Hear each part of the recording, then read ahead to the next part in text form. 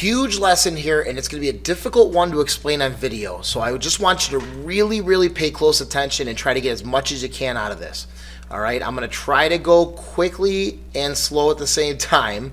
I don't want to rush through it, but at the same time, it's very, very important that we're trying to get as much out of this as we can, and we're going to do a little bit more with it in class. So obviously, this is all just review here. We know about opposite, adjacent, hypotenuse by now. You got to have a strong understanding of opposite, hypotenuse, and adjacent, or none of this can make sense. All right, obviously, we know sine, cosine. Sine is opposite over hypotenuse, cosine is adjacent over hypotenuse, okay? We know the signs of the quadrant, positive, positive, negative, positive, negative, negative, positive, negative. We're going to kind of put all this together and into what's called the unit circle. A unit circle, you're going to hear unit circle like the rest of the year, almost every day that we do any kind of trig. You're going to reference the unit circle. It's very important to understand what the unit circle is. The unit circle is simply a one unit circle, meaning the radius is 1. So a 1 unit circle, okay, radius of 1. All these are 1, 1, 1, 1, 1. So the length here is 1, the length here is 1. It's 1, 1. No matter where I draw, it's 1. Okay, so on the unit circle, this point right here, if I'm going 1 unit to the right, it's the point 1, 0. If I'm going 1 unit up, it's the point 0, 1.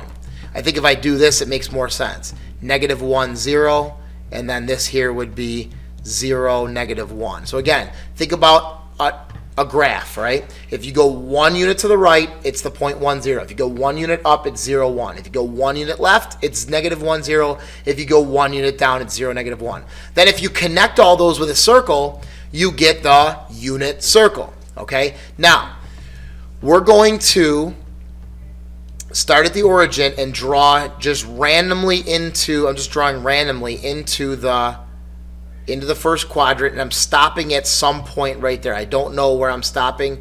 Anywhere, it doesn't matter. It's x, y. Then we're going to go straight down and make a triangle, which we've done before. There's a reference triangle. We've done reference triangles, okay? Now, I want you to focus on what this means here, okay? So, if I want, here's theta, reference angle at the origin. We're talking about this angle. I'm going to mark it in red. Okay, here's our angle right here that we're talking about. Here's theta. There's theta right there. Okay, based on that angle, the opposite is right here, going up and down. This is the opposite. Okay, and that's y. Okay, that's y, because for this point here, it's xy. So we go x units to the right and y units up. This is x. This is y. And then this is r, the radius of the circle. But we already said it's a unit circle. So the radius is 1. All right, but we don't know yet. Well, let's just do any circle. So this is r. We're going to call that r. So for sine, opposite over hypotenuse is y over r. Y over r. The cosine, adjacent over hypotenuse, is x over r. Adjacent over hypotenuse. Got it? X over r. For tangent, it's opposite over adjacent. So it's y over x. For this point here, it's y over x. It will get you the tangent. Okay? For a unit circle, same exact circle, except now the radius is known. The radius is 1. The radius is 1. Okay, so opposite over hypotenuse is y over r from above. We just said that. Well, if the radius is 1, I get y over 1. Y over 1 is just y. For cosine, it's adjacent over hypotenuse, x over r. If the radius is 1, it's x over 1, and I get x. So the sine of theta is simply just y, and the cosine of theta is simply just x when we're talking about a unit circle. That makes it easier to study trig because I don't have to do y over the radius, x over the radius. I can just take the y and just take the x if I know I have a unit circle. And that works for any sine or cosine. Tangent is y over x. And we can't do anything with that, so it's going to stay y over x. Okay? So our tangent is, oh, you know what I want to do here? No. I want to put, if the y is sine, okay, the y is sine theta, and the x is cosine theta. So now I get sine theta over cosine theta.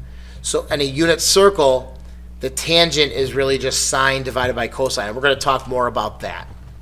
So there's our general rules, okay? And from the exercise above, we can see that the point of intersection between the terminal side of the theta and the unit circle is really just cosine sine. A lot of this is just going to be memorization for you. So now here is the unit circle. All right, once we get through this, we are done.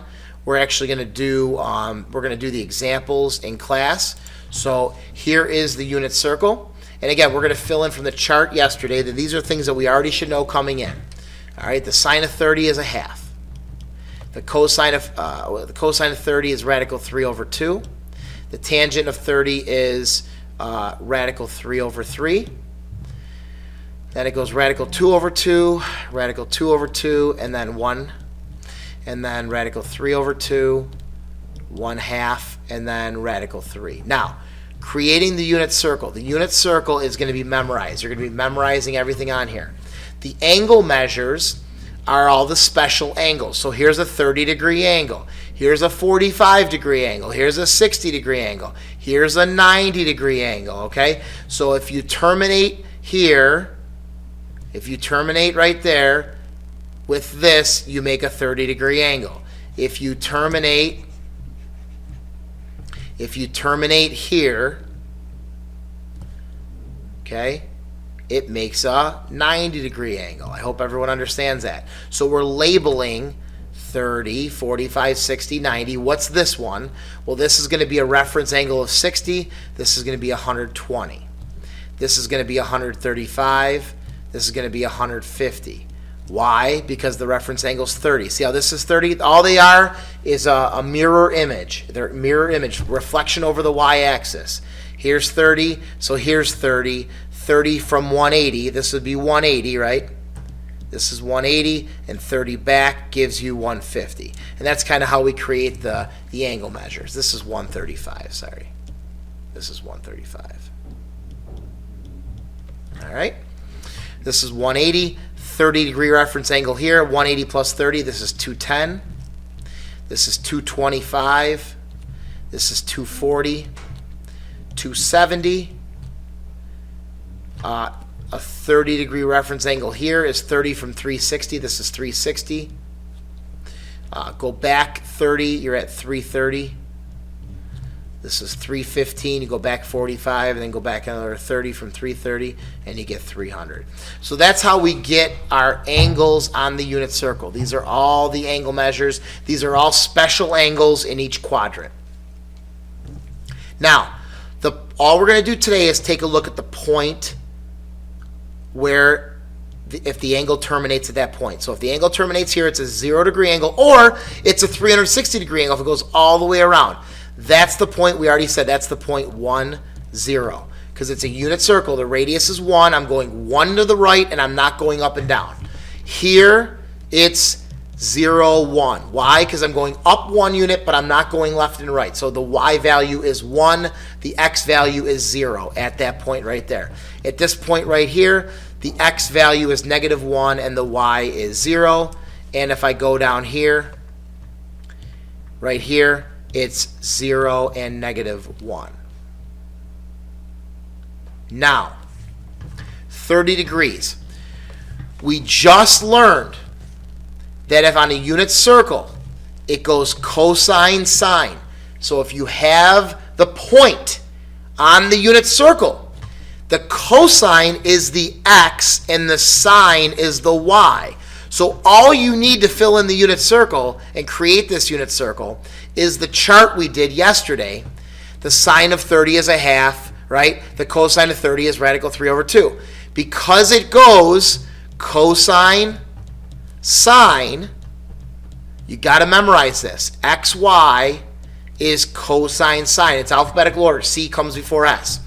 if you want this point right here, it goes cosine 30, sine 30.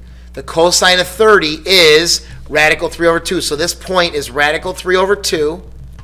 And then the sine of 30 is a half. Now for 45. Cosine and sine are both radical 2 over 2 over 2. Just radical 2 over 2, sorry. So it's radical 2 over 2, radical 2 over 2. This point right here, okay, cosine sine. The cosine of 60 is 1/2. The sine of 60 is radical 3 over 2. There it is. All right, we are creating the unit circle here. Now, go into this quadrant. Well, 120 is the same as 60. It's a reference angle of 60. See how it's a reflection over the y-axis? All you do is now reflect it over. So this is going to be the same as 60. It's going to be 1/2 radical 3 over 2. This one's going to be radical 2 over 2, radical 2 over 2. This one's going to be radical 3 over 2, 1/2, because it's just a reflection of the 30. The 150 is a reflection of the 30. The 120 is a reflection of the 60. The 135 is a reflection of the 45. You reflect over the axis. The thing is, though, when you go into quadrant 2, everything's negative to the left, right? The x value is negative. So all these x values have to have a negative. So it's negative radical 3 over 2, negative radical 2 over 2, negative 1/2. The y's are positive because you're still going up. So quadrant 1 is right and up, positive, positive. Quadrant 2 is left and up, negative, positive. Go to quadrant 3. The 210 is a reflection of the 150. Reflect over the x-axis now. That's all you do. So it's going to be radical 3 over 2, comma 1/2. But in this quadrant, it's negative, negative, left down. So this is going to be negative, negative. See how that works? So we're going to have this point here for 225. This is 225. It's going to be radical 2 over 2, radical 2 over 2. But of course, it's negative, negative. And this one's going to be a reflection of 120. So it's going to be 1/2 radical 3 over 2, negative, negative. It's easier to put the signs in at the end. Quadrant 4 is a reflection of quadrant 3. Or you can reflect quadrant 1. It's the same thing. 300 is a reflection of 240. So this is going to be 1/2 radical 3 over 2. But in quadrant 4, it's positive, negative, right and down. You're going to starting at the origin, you go to the right and you go down. So it's positive, negative. So now the y value is negative. This one's radical 2 over 2, negative radical 2 over 2. And then 330 is going to be radical 3 over 2, negative 1/2. And again, that's a reflection of the 30. 30 and 330. See how the reference angle is 30?